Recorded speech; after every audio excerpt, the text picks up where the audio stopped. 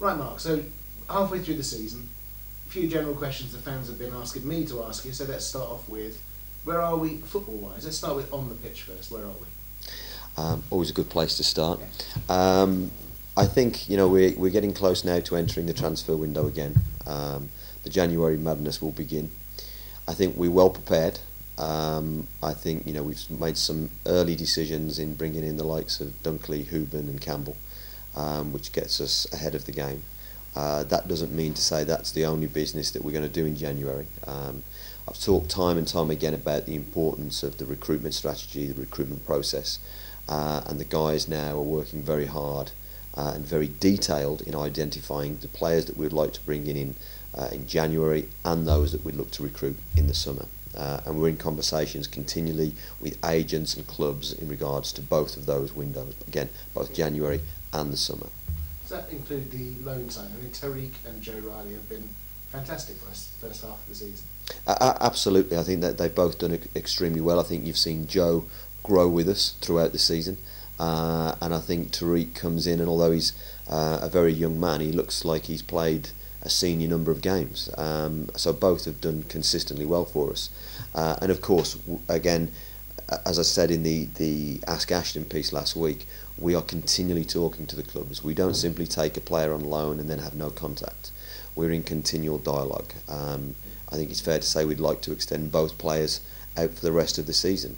I'd like to think that that's doable, but we're in discussions with both clubs in regards to that as we speak. You've also had a number of our young players out on loan, people like Sharma, Horton, whatever, they've been at Freddie Grant are out there. Yeah. That's all part of their development, isn't it? It's an important stage for them. It's really key. I think Michael puts it really well when he says that, look, there's no point having a development squad or a development group and not having a games program in place. They've got to play regular games, and they've got to be competitive games. We play a lot of development games behind closed doors, which are competitive, but the lads have gone out into other environments, other learning environments, and it will put them in good stead, I think, for their own futures. On to the subject, which I know is extremely close to your heart, community. You've just put an advert out there for a new community director. I fear this video is going to go quite some time if you get talking about this, because this is a subject you are so passionate about, isn't it? Absolutely. We talk about the 4 pillars of the football club upon which we'd like to help and progress the organisation. We talked about the importance of players, recruitment, winning football matches. We talk about the importance of the commercial element and the commercial restructure that we're undertaking at the moment. The operations, we've talked about the match day experience and the things we'd like to do to enhance that. But for me, the key pillar is community. I think any football club must sit at the centre of its local community. It's absolutely fundamental. We are custodians of the football club. The real owners of the football club are the supporters, and the supporters and the majority of those supporters come from its community. And that community is broken up in a number of ways.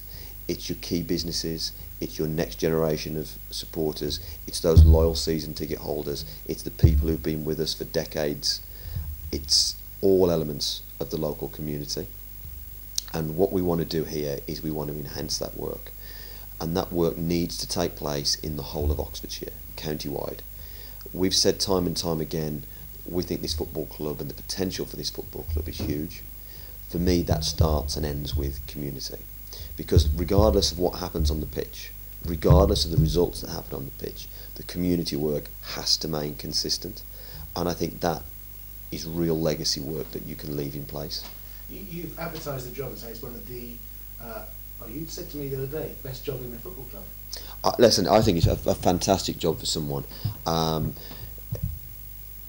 It's a long-term project. It's a long-term commitment that we'll want from someone.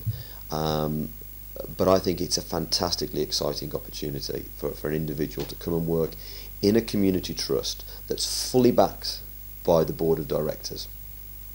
And I just think it's so wide-ranging, it's so exciting. It's a job that I did probably 15 years ago, and I loved every minute of it.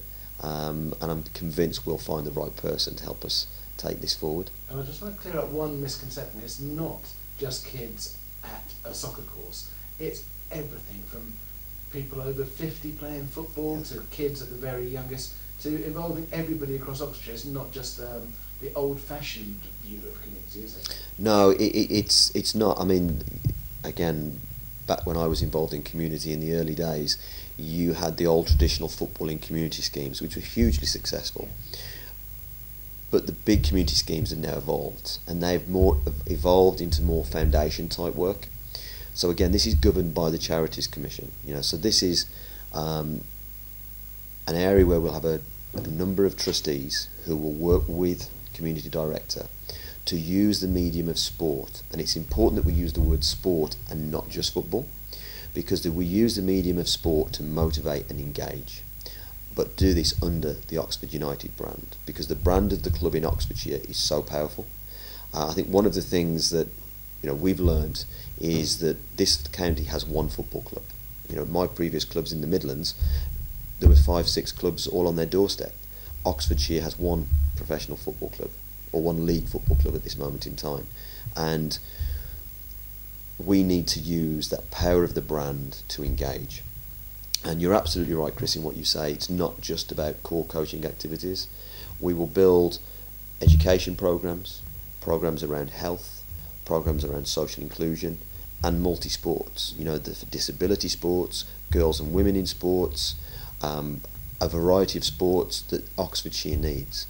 But what we're not going to do is tell Oxfordshire what it needs. We will engage with the key stakeholders and work with the communities to deliver activity programs that the communities want and that the communities need. So I think one of the most important things that we'll do through community is engage and listen. Moving back to the football, just briefly, just to finish this off, do you get any time off over Christmas? You're going to give yourself Christmas Day off, surely? Part of it. It's a working period for all of us. Michael and the staff will be working right through Christmas. It's a very important time on the pitch for us because there are a lot of potential points to be gained. So it's a working period, I've said, but it's a good working period. I think we all enjoy it. There's a camaraderie around the football club. I think for me, what I'd just like to finish by saying thank you to the supporters again.